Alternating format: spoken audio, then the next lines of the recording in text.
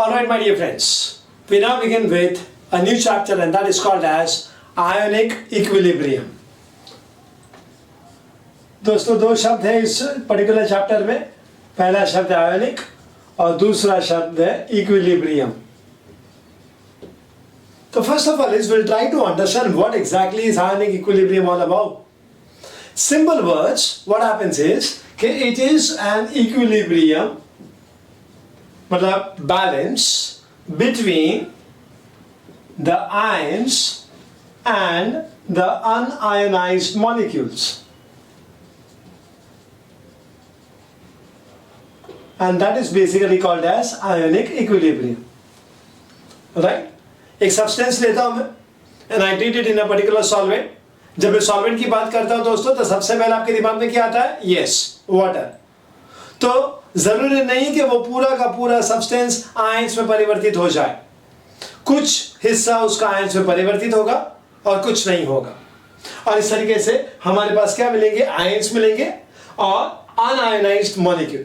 कुछ हिस्सा ऐसा रहेगा जो मॉलिक्यूल के फॉर्म में ही रहेगा, वो आयंस में नहीं टूटेगा. So that is unionised. और जिसका आयनाइजेशन हुआ है वो क्या देगा? आयंस देगा. सो इस तरीके से there is an equilibrium between the ions and the unionized molecules, and that is basically called as what? Ionic equilibrium, which is nothing but the title of this particular chapter. So we begin with a very simple term, and that is called as electrolyte. Now what is an electrolyte? Simple words or simple definition of electrolyte is nothing but कि ये एक substance है which produces ions on ionization in aqueous medium. We generally talk about aqueous medium. It can be any other medium also, but then in this particular chapter we talk about aqueous medium. So electrolyte is a substance which produces what? Ions on ionization in aqueous medium.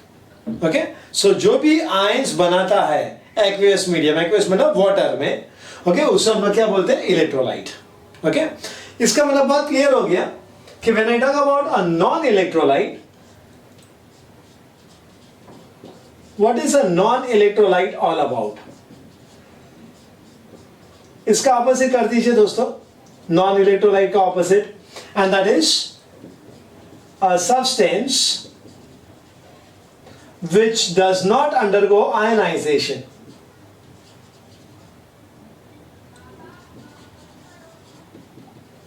In a aqueous medium.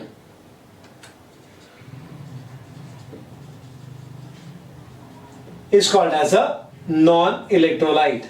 क्या बोलेंगे इसको? Non-electrolyte. ये substance जो ionization होता है, जिसका ionization होने से आयंस मिलता है, ओके, उसको इलेक्ट्रोलाइट बोलेंगे.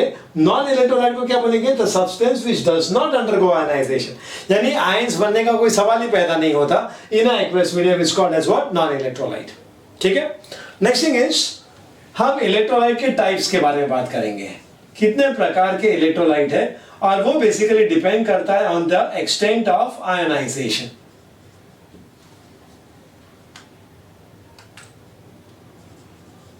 Now, when I use the word extent of ionization का मतलब होता है कि कितने हद तक उसका आयनाइजेशन होता है.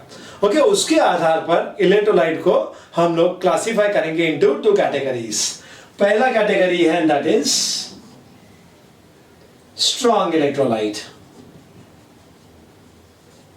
और दूसरा कैटेगरी है दैट इज वीक इलेक्ट्रोलाइट.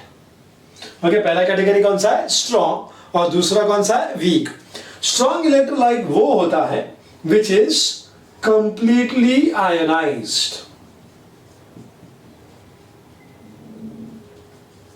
और ऑलमोस्ट कंप्लीटली आयोनाइज्ड. समझ में आ रहा है? थोड़ा सा अंतर है दोनों के बीच में. आइदर वी से कंप्लीटली आयोनाइज्ड और वी से के it is almost ionised. Completely ionised मतलब 100% आयोनाइज्ड, ओके, या फिर ऑलमोस्ट कंप्लीटली. कभी कभी 100% 100% आयनाइजेशन मुमकिन नहीं होता due to the various factors. तो समझो 95%, 98%, 99% इतना हुआ, तो फिर हम लोग क्या बोलेंगे उसको? और almost completely ionized. Okay, to give of course ions in aqueous medium, उसको हम लोग क्या बोलेंगे, स्ट्रॉन्ग इलेक्ट्रोलाइट। ओके, एग्जांपल देता हूं मैं आपको HCl। Okay, I can give an example of NaOH. HCl gives you H++ Cl minus, NaOH will say give you Na++ OH minus। ये सब स्ट्रॉन्ग इलेक्ट्रोलाइट है। ओके, तुरंत डिसोसिएशन होगा, काफी हद तक डिसोसिएशन होगा इसका। ओके, इसको हम लोग स्ट्रॉन्ग इलेक्ट्रोलाइट बोलते हैं। तो वीक इलेक्ट्रोलाइट में हम क्या बोलेंगे, देखो आयनाइजेशन तो होगा, ये याद रखिएगा। ऐसा मत बोलना कि इधर आयनाइजेशन होता है इधर नहीं होता, वो तो इधर था, किधर, इलेक्ट्रोलाइट और नॉन इलेक्ट्रोलाइट के बीच में। लेकिन ये हम लोग ने क्या बोला, वीक इलेक्ट्रोलाइट, यानी आयनाइजेशन तो होगा लेकिन उसका कम हद तक होगा। So the one which is partially ionised,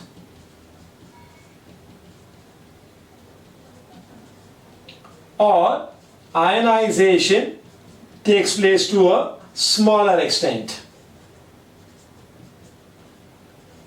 Okay, that is called as a weak electrolyte. For example, CH3COH, it gives you CH3CO minus as well as H+. Okay, उसी प्रकार से NH4OH, ammonium hydroxide, you get NH4 plus OH minus. अब दोस्तों गौर करने की बात यह है कि इस केस में जब आयनाइजेशन पार्शियल हो रहा है, कम हद तक हो रहा है, तो इसका मतलब क्या हो रहा है कि मुझे कुछ कम प्रमाण में आयंस मिल रहे हैं और प्लस ज्यादा मात्रा में वो मॉलिक्यूल अनआयनाइज्ड फॉर्म में है। जैसे कि हम लोग बात करें CH3COH का। ओके, तो CH3COH का कुछ हिस्सा आयनाइज हुआ है और इस तरीके से मुझे मिल रहा है CH3CO minus as well as H+। उसके अलावा काफी मात्रा में ये CH3COH ऐसा ही रहता है without dissociation, so that will remain in the form of what, un-ionised molecule. और इस तरीके से एक इक्विलिब्रियम सा बन जाता है, किसके बीच में, between the ions and the unionised molecule.